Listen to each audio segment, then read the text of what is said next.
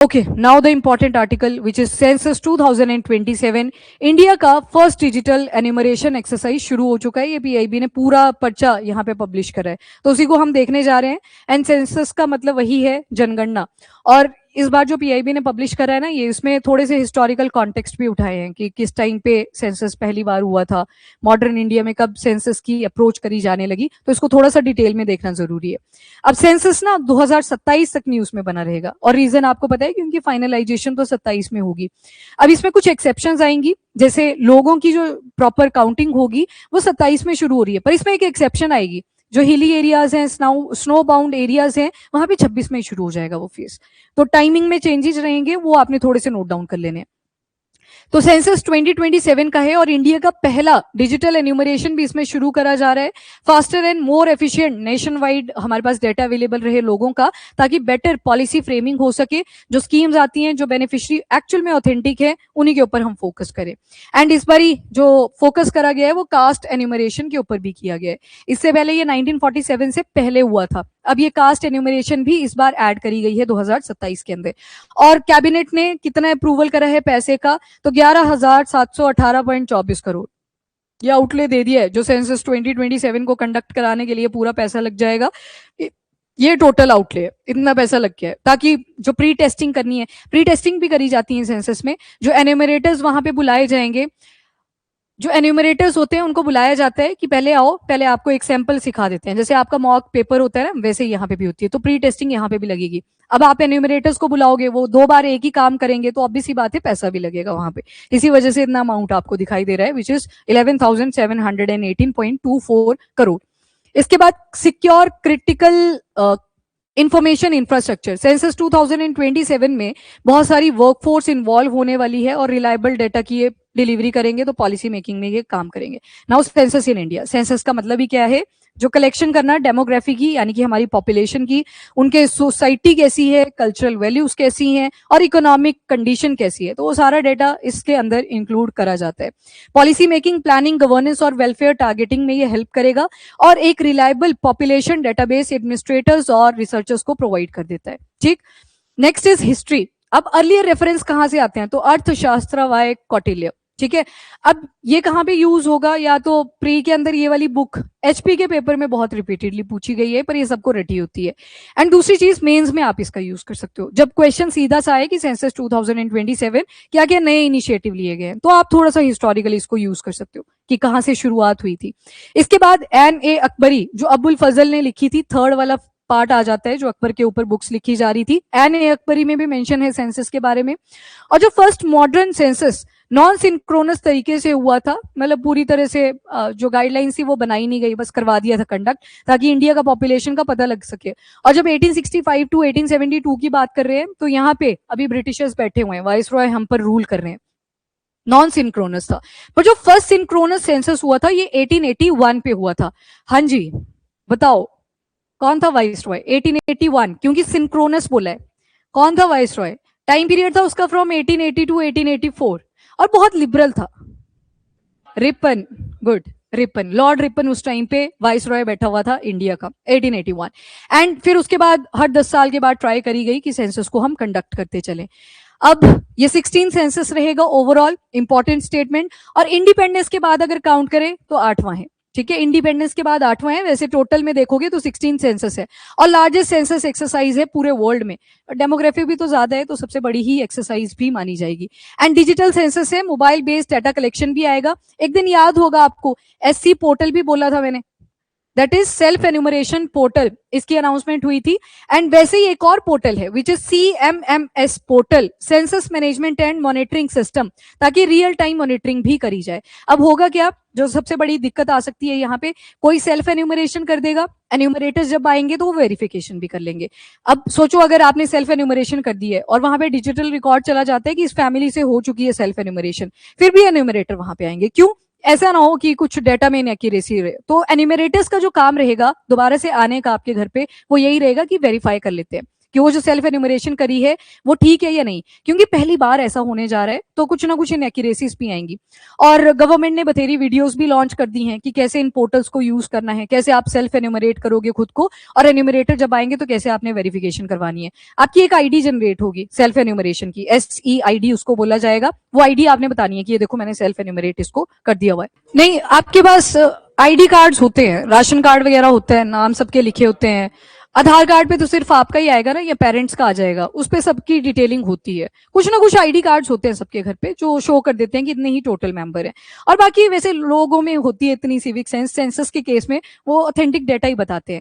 दिक्कत वहां पे आती है डबल काउंटिंग वाली, तो उसको भी अब एलिमिनेट ही कर दिया, क्योंकि डिजिटल है तो आपकी एक आईडी जनरेट होगी, आप दोबारा से अगर ट्राई करोगे तो डुप्लीकेसी का पता लग जाएगा कि दोबारा से कोई एंट्री करने की ट्राई कर रहे हैं। देखो, पंचायत होती है, म्यूनिसिपैलिटीज होती हैं, सारा रिकॉर्ड पड़ा होता है, वहां से इन्होंने डेटा उठाया होता है पहले से ही कि कितने कितने फैमिली मेंबर्स हैं। वो कंफर्मेशन वाला काम होता है कि जाके देख आते हैं कि कितने कितने टोटल हैं। तो ये देखो, SOP तो हर चीज का है, स्टैंडर्ड ऑफ प्रोसीजर, वो तो फॉलो करना ही पड़ता है, गाइडलाइन फॉलो करनी ही पड़ेगी। Next is self enumeration option, इस बार इंट्रोड्यूस कर दी, और जियो रेफरेंस्ड मैपिंग करी जाएगी। हाउस लिस्टिंग भी इस बार कैसे होगी, डिजिटल, मतलब आपके घरों के ऊपर ऐसे बन जाएगा, उसके लिए भी एक प्रॉपर आईडी जनरेट करी जाएगी। और जियो टैगिंग, वो तो प्रोसेस आ गई, पोर्टल नहीं है वो, जियो टैगिंग है, मतलब टैग लग जाएगा आपके घर के ऊपर, वो एन्यूमरेशन है घर की भी एक तरह से। एंड कास्ट एन्यूमरेशन इस बार इंक्लूड करी जाएगी ताकि जो बेनिफिशियरी हैं उनको ज्यादा मौका मिले जो एक्चुअल में नीडी हैं।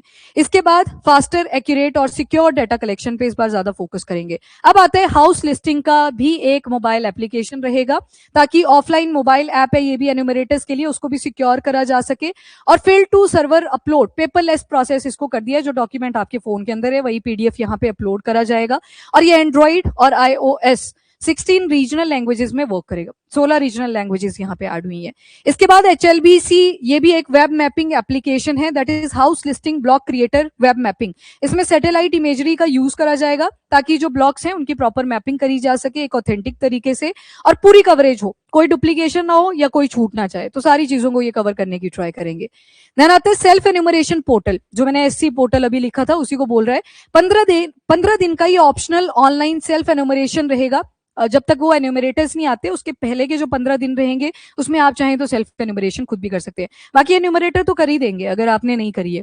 इसके बाद सेल्फ एन्यूमरेशन आईडी भी जनरेट होगी, अगर आपने खुद कर लिया था उन 15 दिनों के अंदर अंदर, तो उसके बाद एक आईडी जनरेट होगी। जब एन्यूमरेटर आएंगे तो फिर आपने वो दिखानी है कि ये देखो मैंने कर दी है सेल्फ एन्यूमरेशन। ओवरऑल गोल यही है कि फटाफट से हो, ज्यादा से ज्यादा एक्यूरेसी के साथ हो, कोई डुप्लीकेशन ना हो और ना ही कोई डिलीशन हो, कोई छूटना भी नहीं चाहिए और कोई एक्स्ट्रा भी खुद को ना लिखे। तो इसी वजह से इसको अब इतना सारा जो डिजिटलाइजेशन है वो इंक्लूड करा है। बाकी डिजिटलाइज हो रहे हैं हम हर चीज में, तो सेंसस में भी इंपॉर्टेंट था। नाउ हिस्टोरिकल बैकग्राउंड देख लो इंडियन सेंसस का। तो सबसे पहले तो लार्जेस्ट एडमिनिस्ट्रेटिव और स्टैटिस्टिकल एक्सरसाइज है और 1865 टू 1872 में शुरू होगी थी, पर जो फर्स्ट सिंक्रोनस सेंसस कंडक्ट करा गया था वो 1881 में हुआ था। उसके बाद हर 10 साल में ये कंडक्ट किया जाने लगा सिंस 1881, और 2021 में पोस्टपोन हुआ बिकॉज ऑफ कोविड-19 पेंडेमिक। उसके बाद ये जाके 2027 पहुंचा। ये सारा इसका प्रोसीजर बता दिया अब कि जो एडमिनिस्ट्रेटिव यूनिट्स होंगी वो कैसे कैसे काम करेंगी। सबसे टॉप पे आएगी union ministry of home affairs, सबसे टॉप पे। फिर इनके आ जाएंगे यूनियन होम सेक्रेटरी।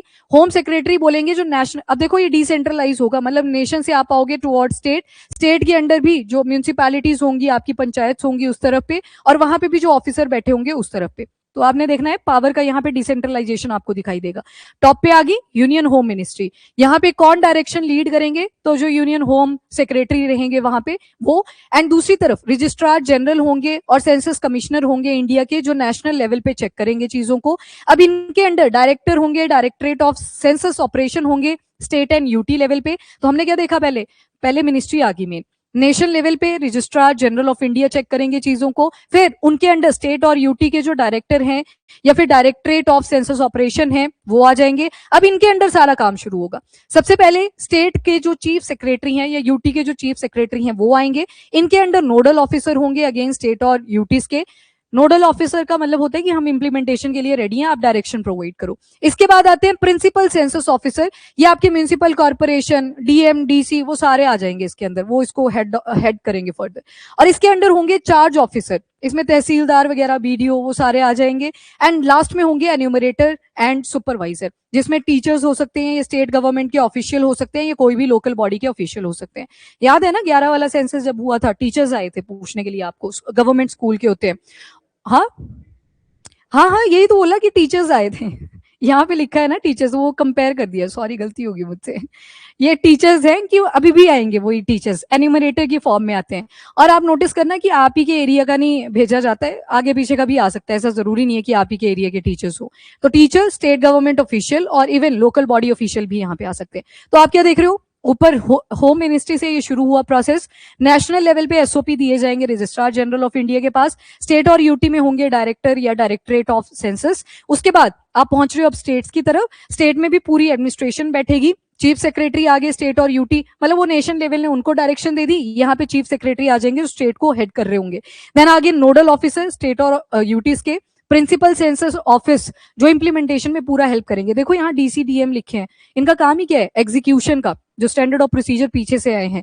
और म्यूनिसिपल कॉर्पोरेशन कमिश्नर हो सकते हैं, और इनके अंडर भी चार्ज ऑफिसर होंगे जो चेक रखेंगे इन्यूमरेटर्स और सुपरवाइजर्स के ऊपर। ये मामलतदार है, मतलब जैसे बीडीओस वगैरह होते हैं ना, वैसे ही कुछ लोकेशंस में ये भी बोलते हैं। आपको पता है इसके बारे में, मामलतदार? चलो एक बार देखना पड़ेगा ये, पर लोकल कोई रैंक ही है मामलतदार। चलो ठीक है। एग्जीक्यूटिव ऑफिसर, तहसीलदार इसी रैंक के हैं, कोई किसी लोकेशन पे बोलते होंगे, चेक ही कर लेते हैं इसको साथ के साथ। हाँ, गेजेटेड स्टेट गवर्नमेंट ऑफिसर ही है ये। गोवा, गुजरात, महाराष्ट्र में ये टर्म यूज करी जाती है। टर्म का डिफरेंस है, जैसे तहसीलदार, बीडीओ वाले आगे, तो वैसे ये गेजेटेड ही रैंक है स्टेट्स का, जैसे गोवा, गुजरात इन एरियाज में, महाराष्ट्र में। ठीक है, नेक्स्ट चलते हैं अगले तरफ। इंस्टीट्यूशनल फ्रेमवर्क, सबसे पहले तो सेंसस का एक एक्ट है प्रॉपर 1948 का, और सेंसस के रूल्स भी हैं जो 1990 में लेके आए थे, इन्हीं के अंडर सारी डिटेलिंग है। सेंसस एक यूनियन सब्जेक्ट है, ये यूनियन के अंडर आता है, और उसमें भी entry number 69, 7 schedule of constitution है ना, देखा था आपने एंटी डिफेक्शन लॉ वाला जब आर्टिकल किया था, तो उसमें 7 नंबर पे आया था फेडरल स्ट्रक्चर, जिसमें डिसेंट्रलाइजेशन करी जाती है या डेवोल्यूशन किया जाता है पावर्स का, तो ये आता है यूनियन सब्जेक्ट के अंदर। और एंट्री नंबर रहेगी 69। सेंट्रली कोऑर्डिनेटेड है, और फिर स्टेट और यूटी के सपोर्ट के थ्रू इसे इंप्लीमेंट करा जाता है। जितने भी स्टैंडर्ड ऑफ प्रोसीजर, गाइडलाइन, जो भी एसओपी वगैरह फ्रेमवर्क करेंगे, वो किसने कर दिए थे ऊपर टॉप पे, होम मिनिस्ट्री ने, फिर वही गाइडलाइन प्रोवाइड करते हैं। तो मतलब सेंट्रल सुपरविजन रहता है, कोऑर्डिनेशन स्टेट और यूटीज का रहता है। फिर डेटा की कलेक्शन होती है, और इसमें एक इंपॉर्टेंट सेक्शन है सेंसस एक्ट 1948 के अंदर, दैट इज सेक्शन नंबर 15। ये बोलता है कि जो पर्सनल डेटा है उसे प्रोटेक्ट करके रखा जाएगा, कॉन्फिडेंशियल रखेंगे, वो लीक नहीं होगा। ठीक है, तो ये चीज इंश्योर करी जाती है section 15 of census act 1948। Now ये जो सेंसस का डेटा है इसे डिस्क्लोज नहीं करा जा सकता, राइट टू इंफॉर्मेशन एक्ट 2005 के अंडर, तो ये डिस्क्लोज नहीं होता है। कभी स्टेटमेंट आ जाए तो आपने ध्यान से कर लेनी है।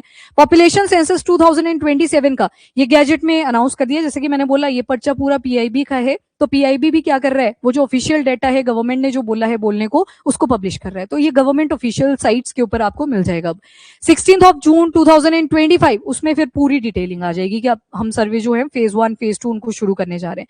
तो नेक्स्ट इज यूनियन कैबिनेट ने कितना पैसा एलोकेट करा, तो 11,718 करोड़ रुपए इसकी प्रॉपर इंप्लीमेंटेशन के लिए। अब आते हैं फेज 1, जो सेंसस 2027 है, अभी 26 में तो शुरुआत हो रही है इसकी। तो फेज 1 के अंदर पहले हाउस लिस्टिंग और हाउस सेंसस किया जाएगा, मतलब एचएलओ, पहले हाउसेस की लिस्टिंग करी जाएगी, वो जो जियो टैगिंग वगैरह करी थी कि कोई डुप्लीकेशन ना हो या ओमिशन ना हो, उनके ऊपर चेक रखा जाएगा। तो पहले हाउस लिस्टिंग का काम चलेगा, एंड ये चलेगा शेड्यूल्ड अप्रैल में शुरू हो चुका है, अप टू सितंबर 2026 ये इसका पूरा टाइम पीरियड रहेगा। 30 दिन के अंदर ई स्टेट और यूटी में कवर करने की ट्राई करी जाएगी, डिपेंड करेगा स्टेट और यूटी कितनी कन्वीनियंट है, ऊपर नीचे टाइमलाइन जा सकती है। इसके बाद 15 दिन का सेल्फ एन्यूमरेशन ऑप्शन भी रहेगा हाउस टू हाउस सर्वे के लिए। और हाउस कंडीशन कैसी है, basic community, house hold asset क्या क्या अवेलेबल है। अब इन कैटेगरीज को एक नजर से मार लो, सारा याद करना जरूरी नहीं है। ये सारी चीजें हाउस लिस्टिंग के दौरान मद्देनजर रखी जाएंगी। जैसे हाउस की कंडीशन कैसी है, हाउस का नंबर आएगा, इसमें बिल्डिंग नंबर आएगा, कौन सी लाइन नंबर है, वो सारी चीजें यहाँ पे इंक्लूडेड रहेंगी। और प्रीडोमिनेंट मटेरियल कौन सा रूफ के अंदर यूज करा गया है, कच्चा है, पक्का हाउस है, वो सारी चीजें यहाँ पे डिटेल में देखी जाएंगी। फिर हाउस होल्ड इन्फॉर्मेशन, कितने नंबर हैं मेंबर्स के, उनको देखा जाएगा। देन हेड कौन है हाउस होल्ड के, उनका नाम यहाँ पे मेंशन करेंगे, और मतलब ऐसी चीजें रहेंगी, ओनरशिप किसके अंडर है। देन एमिनिटीज क्या क्या अवेलेबल हैं, ड्रिंकिंग वाटर का मेन सोर्स क्या है। अब लग गया ना पता, जल जीवन मिशन, ये इसी वजह से अब यहाँ पे देखा जा रहा है कि कल को कोई और स्कीम लेके आनी है तो कितने बेनिफिशियरी हैं उस एरिया के अंदर, तभी पूछी जा रही है। लाइट का मेन सोर्स क्या है, और ड्रिंकिंग वाटर के सोर्सेस कितने और अवेलेबल हैं। देन लेट्रिन्स पे भी देखा जाएगा, एक्सेस है, कौन से टाइप की है, वो भी यहाँ पे चेक करेंगे हाउस लिस्टिंग के दौरान।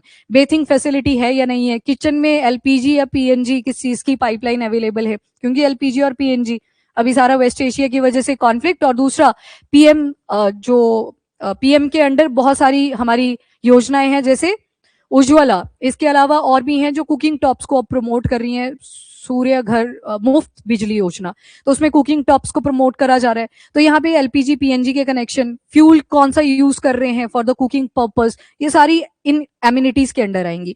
एसेट्स में क्या क्या एसेट रखे हुए हैं घर के अंदर, रेडियो है या टीवी, मतलब अभी भी रेडियो चल रहा है या टीवी है, वो चेक करेंगे। देन ट्रांजिस्टर तो नहीं है वैसे देखेंगे। इंटरनेट की एक्सेसिबिलिटी कितनी है, किसी के घर पे वाईफाई लगा होगा, किसी के घर पे नहीं होगा। एक्सेसिबिलिटी, इससे क्या पता लगेगा, डिजिटल इंक्लूजन, अभी भी कुछ एरियाज होंगे जहां पे ये इंक्लूजन नहीं हुआ होगा।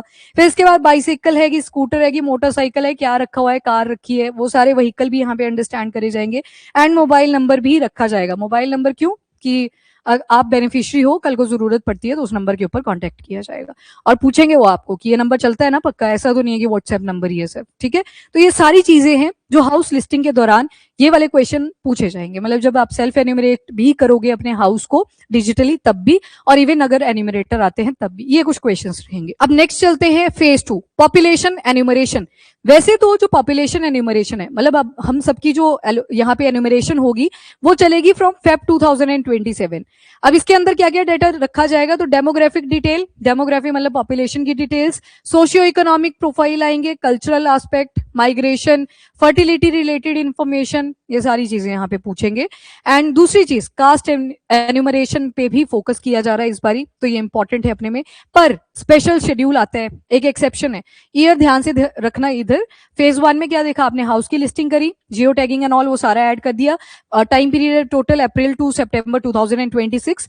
नेक्स्ट जिस दिन वो आया था ना सेल्फ एन्यूमरेशन पोर्टल, बोला था ना उस दिन की अब घरों की लिस्टिंग शुरू कर रहे हैं, तो ये टाइम पीरियड शुरू हो गया। फेज 2 के अंदर आप क्या देख रहे हो, पॉपुलेशन का एन्यूमरेशन, ईयर देखो वहां पे फेब 2027, ये एक्सेप्शन है। जो स्नो बाउंड एरियाज हैं, हिली एरियाज हैं, वहां पे पहले करी जाएगी, जैसे लद्दाख, स्नो बाउंड एरिया जैसे जम्मू एंड कश्मीर, उत्तराखंड, हिमाचल प्रदेश, ये फेज 2 इनका सितंबर 2026 में ही शुरू हो जाएगा, ये एक्सेप्शन है यहाँ पे, इनका एन्यूमरेशन पहले होगा। अदरवाइज फेज 2 में क्या बोला था, फेब 2027। प्री के लिए बढ़िया एक सवाल है, तभी मैंने थोड़ा सा इस पे फोकस कर दिया। नेक्स्ट क्वेश्चन क्या रहेंगे house listing and housing census के दौरान, ये सारे क्वेश्चन। इसके बाद रेफरेंस डेट सेंसस 2027 की, 2027 मतलब पब्लिक एन्यूमरेशन की बात कर रहा है, तो 00.00 आर मार्च 1 2027, ये बाकी स्टेट्स के लिए है। पर जो आपने एक्सेप्शन देखा उनके लिए देख लो, 00.00 आवर्स ऑफ अक्टूबर 1 2026। यहाँ पे कौन सी आएंगी, लद्दाख आ गया, जम्मू एंड कश्मीर, हिमाचल प्रदेश, उत्तराखंड, ये वाले एरियाज आ जाएंगे जो स्नो बाउंड एरियाज हैं, जहां पे ये सेंसस इन मंथ के आसपास थोड़ा टफ हो सकता है, तो इनकी एनुमरेशन पहले होगी, तो वहां पे फेज 2 पहले ही शुरू हो जाएगा 26 के अंदर, ये एक एक्सेप्शन है, तो ध्यान रखना इसको। बाकी सेल्फ एन्यूमरेशन फैसिलिटीज के लिए आपने एससी पोर्टल देख लिया, इसके अलावा 16 लैंग्वेजेस में आपको चीजें अवेलेबल रहेंगी, आप अपनी लैंग्वेज में भी वहां पे मेंशन कर सकते हो, जैसे Assamese, Bengali, English, Gujarati, Hindi, Kannada, Konkani, Malayalam, Manipuri, Marathi, Nepali, Odia, then Punjabi, Tamil, Telugu and Urdu. 16 languages है जिनको इंक्लूड करा गया है पोर्टल्स के अंदर, ताकि आपको बेटर डिटेलिंग मिल सके किसी को अगर अपनी लैंग्वेज में सेल्फ एन्यूमरेशन करनी है। एंड एक एससी आईडी जनरेट होगी, मैंने आपको बता दिया। और इवन यूजर्स के लिए गाइड भी अवेलेबल है कि अगर आपको सेल्फ एन्यूमरेशन ना करनी आई तो गवर्नमेंट ने बड़े सारे फ्रिक्वेंटली आस्क्ड क्वेश्चन भी अपलोड कर रखे हैं, वीडियोस भी अनाउंस करी हैं, इवन यूट्यूब पे और लोगों ने भी बहुत सारी वीडियोस डालनी शुरू कर दी है कि कैसे कैसे ये एन्यूमरेशन प्रोसेस रहेगा, तो ये पोर्टल्स के ऊपर ही मिलेगा data. Next, preparatory framework for census 2027, इस बार ये डिजिटलाइज है तो टेक्नोलॉजिकली ड्रिवन है सारा का सारा, और इससे क्या होगा, फास्ट प्रोसेसिंग रहेगी, वो मैनुअल वर्क से जो एरर्स आते थे वो भी कट ऑफ होंगे। एंड नेक्स्ट, टूल्स का हम ज्यादा यूज कर रहे हैं, एडमिनिस्ट्रेटिव यूनिट्स को फ्रोजन कर दिया गया है एज ऑफ 1 जनवरी 2026।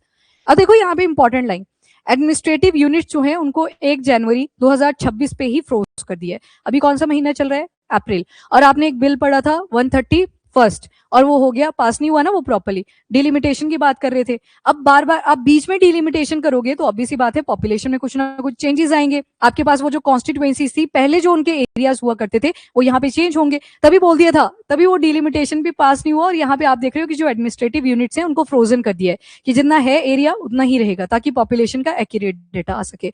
इसके अलावा और याद होगा आपको, सेंसस जो होता है पहले करना पड़ता है, फिर आप क्या करते हो, डिलिमिटेशन, इसी रीजन की वजह से कि बाद में कर लो आप कॉन्स्टिट्यूएंसीज में चेंजेस, पहले आप इसको कंडक्ट करो कि इस एरिया में कितनी रिक्वायरमेंट है। Next is methodology, digital tool, training system, ये सारा रहेगा, मतलब जो एन्यूमरेटर्स आएंगे उनको भी यहाँ पे ट्रेनिंग्स प्रोवाइड करी जाएंगी। हाई लेवल का कोऑर्डिनेशन मीटिंग्स चल रही हैं। एंड जो इंस्ट्रक्शन मैनुअल है उसमें जो लैंग्वेजेस है वो 19 है, पीछे 16 ही देखे आपने एन्यूमरेशन के टाइम पे। एंड जो इंस्ट्रक्शन मैनुअल्स हैं उसमें 19 लैंग्वेजेस आ जाएंगी। सारी तो वैसे भी नहीं याद रहेंगी, याद करनी भी नहीं है, तो 16 और 19 वाला याद रखना। ये इंस्ट्रक्शन मैनुअल की बात करी, जो ट्रेनिंग प्रोवाइड करी जाएंगी आपको, जो इंस्ट्रक्शंस अवेलेबल रहेंगे वो 19 लैंग्वेजेस में इन्होंने प्रोवाइड कर दिए। And um I think clear है, अब स्मूथ फंक्शनिंग हो सके, डुप्लीकेशन, ओमिशन, ओमिशन मतलब कोई रह जाता था कभी कभी, वो प्रॉब्लम्स ना आए, इसी वजह से अब क्या फोकस किया, डिजिटलाइज। और बाकी विकसित भारत 2047 वो तो बनना ही है। एंड इसी के साथ अभी टाइम पीरियड जो है वो इमर्जिंग टेक वाला है, प्लस सारे ही डिजिटलाइज हो रहे हैं, तो हमारा जो सेंसस रहेगा वो भी कैसा है, डिजिटलाइज। ये देखो, ये एडमिनिस्ट्रेटिव यूनिट्स देख लो एक बारी, स्टेट और यूटी, ये सेंसस 2011 के हिसाब से यूनिट्स का नंबर बताया है, ये 27 के हिसाब से यूनिट्स का नंबर बताया है। अभी बोला ना फ्रोजन कर दिया गया है, तो जैसे स्टेट और यूटीज में आप देखोगे 11 में तो 35 थी, अभी ये 36 कर दी गई थी कि बस इतने पे हम इसको फ्रोज कर रहे हैं। डिस्ट्रिक्ट्स देखोगे तो पहले 640 थी, ये 784 पे फ्रोजन है। देन सब डिस्ट्रिक्ट देखोगे 5990, तो ये 7092 पे है। जैसे जैसे नीचे को चलोगे, पहले एक डब्बा था, ये स्टेट था, इसके अंडर फिर डिस्ट्रिक्ट आई, डिस्ट्रिक्ट के अंडर फिर सब डिस्ट्रिक्ट आए, सब डिस्ट्रिक्ट के अंदर स्टैट्यूटरी टाउन, उनके अंदर सेंसस टाउन, फिर उनके अंदर जाके विलेज, तो नंबर आपको बढ़ता हुआ दिखाई देगा। और नीचे को आते चलोगे, यहाँ पे विलेज में थोड़ा सा डिक्लाइन दिखेगा आपको, एंड यहाँ पे भी इंक्रीमेंट की है, मतलब इनको फ्रोजन करा है, ये डेटा बेटर बन सके उनके पास, तो ये गवर्नमेंट के ऑफिशियल हिसाब से ज्यादा इंपॉर्टेंट है, आपके लिए याद करना उतना ज्यादा नहीं, पर एडमिनिस्ट्रेटिव यूनिट आप याद रख सकते हो। 35 थी पहले, अभी 36 है, एंड डिस्ट्रिक्ट पहले 640 थी, अभी के लिए 784 है। ओके, बाकी ये आपने देख लिया, वही लिखा है। ये कोड्स दिए जाते हैं प्रॉपर कि किसके अंडर ये हम सेंसस 2027 को कंडक्ट करेंगे, जो कि याद करना बिल्कुल भी जरूरी नहीं है। ये फिर कैपेसिटी बिल्डिंग बताई है कि जब इतने सारी आपने देखी लीनियज, कहाँ होम मिनिस्ट्री थी, कहाँ पे आप एन्यूमरेटर्स के पास पहुंचे, तो उनको जब ट्रेनिंग वगैरह प्रोवाइड करी जाएगी तो उसमें कितने लोग इन्वॉल्व रहने वाले हैं, 31 लाख एन्यूमरेटर्स एंड सुपरवाइजर जिनको ट्रेनिंग प्रोवाइड करनी है। अब 1 लाख सेंसस फंक्शनरीज ये मोबिलाइज ही कर दी है, एंड 80,000 प्लस ट्रेनिंग बैचेस रहेंगे हर फेज के अंदर। तो मतलब ये इतना शो कर रहा है कि एम्प्लॉयमेंट भी 1.02 करोड़ मैन डेज की एम्प्लॉयमेंट रहेगी। ये शो कर रहा है कि वो जो पैसा हमने आउटले करा है वर्थ इट है, ठीक है, वो उनको दिखाना भी पड़ता है। बाकी इंपॉर्टेंस, एविडेंस बेस्ड, आपके पास बिल्कुल फ्रेश डेटा रहेगा। और जो पुराने वाला सेंसस था उसमें हमारा जो पॉपुलेशन का नंबर है उसके बाद हम फर्स्ट पे भी आ गए थे, पहले चाइना हुआ करता था जब सेंसस 2011 हुआ था। और बाकी वेलफेयर डिलीवरी स्कीम्स आती हैं गवर्नमेंट की, तो उसी पर्सन को जाए जो एक्चुअल में नीडी है, ठीक है, सबको नहीं जाए, जहां पे क्रीमी लेयर्स ऐड होंगी तो उनको भी कट ऑफ करना है। तो caste enumeration phase 1, phase 2, phase 1 house listing, 2 में पॉपुलेशन एन्यूमरेशन, पर एक्सेप्शन याद रख लेना, स्नो बाउंड एरिया लद्दाख वाला पार्ट आपने देखा, वो एरियाज में पहले ही हो जाएगा सितंबर 2026। वैसे जब जियो टैगिंग वाला आर्टिकल किया था तो हमने डिस्कस करा था कि ये जो स्नो बाउंड एरिया रहेंगे और लद्दाख वाला पार्ट, इधर सेंसस पहले हो जाएगा।